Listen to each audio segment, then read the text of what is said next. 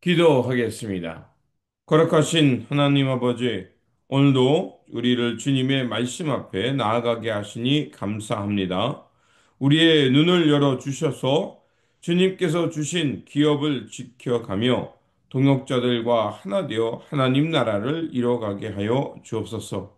혹 오해가 생기거나 말에 앞서 판단하지 않게 하시고 말씀을 통해 열린 마음으로 서로 듣고 겸손하게 행동하게 하여 주옵소서.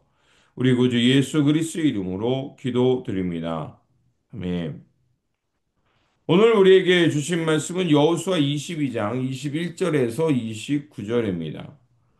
르우벤 자손과 갓 자손과 므낫세 반 지파가 이스라엘 천천의 수령들에게 대답하여 이르되 전능하신 자 하나님 여호와 전능하신 자 하나님 여호와께서 아시나니 이스라엘도 장차 알리라. 이 일이 만일 여호와를 거역함이거나 범죄함이거든 주께서는 오늘 우리를 구원하지 마시옵소서. 우리가 제단을 쌓은 것이 돌이켜 여호와를 따르지 아니하려 함이거나 또는 그 위에 번제나 소제를 드리려 함이거나 또는 화목 제물을 드리려 함이거든 여호와는 친히 벌하시옵소서. 우리가 목적이 있어서 주의하고 이같이 하였노라. 곧 생각하기를 후일에 너희의 자손이 우리 자손에게 말하여 이르기를 너희가 이스라엘 하나님 여호와와 무슨 상관이 있느냐?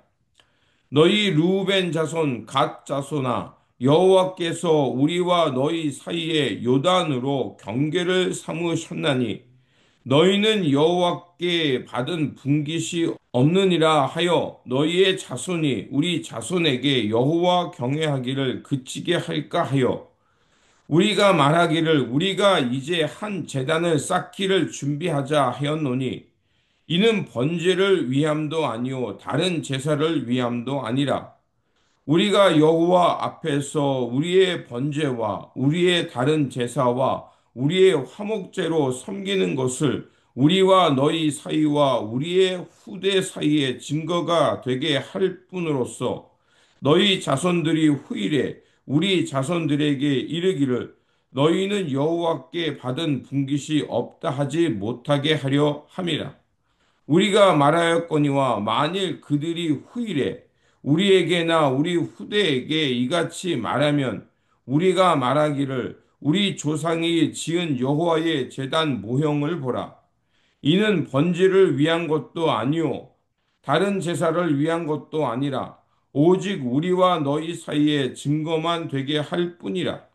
우리가 번제나 소제나 다른 제사를 위하여 우리 하나님 여호와의 성막 앞에 있는 제단 외에 제단을 쌓음으로 여호와를 거역하고 오늘 여호와를 따르는 데에서 돌아서려는 것은 결단코 아니라 하리라. 아멘.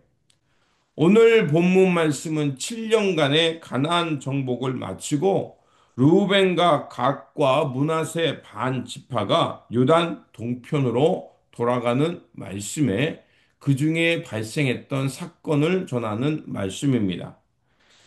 공동체를 이루어 살다 보면 사람들 사이에 작은 오해가 비롯되기도 합니다. 그런데 그 오해는 공동체를 큰 분열과 위기로 빠뜨리기도 합니다. 오늘 본문 여호수아 22장이 바로 그 사건을 우리에게 말해주고 있습니다. 이제 가나안 정복을 거의 마쳐갈 쯤 그 루벤과 갓 그리고 므낫세 반 지파가 그 가나안 땅에 들어가기 전 요단강을 건너오기 전 모세로부터 물려받았던 자신들의 기업으로 이제 돌아가려고 합니다. 그때 이 루벤과 갓과 므낫세 반 지파가 그 돌아가는 길에 그 제단 하나를 세우게 됩니다. 이 소식을 서쪽 지파들이 듣게 되고 그들이 하나님을 떠나 우상을 섬기는 제단을 쌓았다라고 오해하여 전쟁을 준비하게 됩니다. 그러나 오늘 본문은 오해 속에서도 그들이 어떻게 갈등을 해결해 가면서 하나님의 공동체를 하나 되게 하여 주는지를 보여주고 있습니다. 첫째로 그들은 서로의 말을 들음으로 공동체를 다시 회복해 갑니다. 21절에서 22절을 보면 루벤과 갓과 므낫세 반지파가 이렇게 말합니다. 전능하신 하나님 여호와 하나님이 아시나니 우리가 반역함이 아니라라고 이렇게 하나님의 이름으로 말을 합니다. 서쪽 지파들이 제단 문제로 분노하며 전쟁을 준비할 때 그들은 즉시 공격하거나 맞서지 않았습니다. 오히려 대화를 요청했습니다. 그러면서 동쪽 지파들 루벤과 갓과 므낫세 반 지파에게 대화와 말을 그리고 그 경청의 시간을 갖게 됩니다. 오늘 우리가 함께 이루어가는 공동체도 마찬가지입니다. 우리가 공동체를 이루어감에 있어서 가장 필요한 것은 말하기보다 듣기입니다. 누군가를 내 생각으로 판단하기 전 상대방의 상황을 듣고 우리가 그 열린 마음으로 나아갈 때 우리는 갈등의 절반은 사라질 것이고 오해와 문제는 잘 풀릴 것이라 믿습니다. 두 번째로 이제 우리 마음의 중심에 하나님을 두는 것이 중요하다는 것입니다. 동쪽 지파가 쌓은 제단은 하나님을 떠나기 위함이 아니라 오히려 하나님을 붙잡기 위한 증거 제단이었던 겁니다. 27절에 이렇게 말합니다. 이는 우리와 너희 사이에 증거가 되게 하려 하라 함이다라고 말합니다. 요단강이라는 것을 이 동쪽과 서편으로 갈라지게 하는 구분점이 되었습니다. 그래서 르우벤과 갓과 므낫세 반지파가 이 요단강을 건너 동쪽으로 갔을 경우 이제 시대가 흐른 후에 이 세대 간에 서로 교류가 끊어질 경우가 있었을 겁니다. 이렇게 세월이 지나가고 구분점이 생기면 서로가 서로에 대해서 같은 민족으로 보기보다는 다른 사람, 나와 관계가 없는 사람으로 볼까 염려했던 겁니다.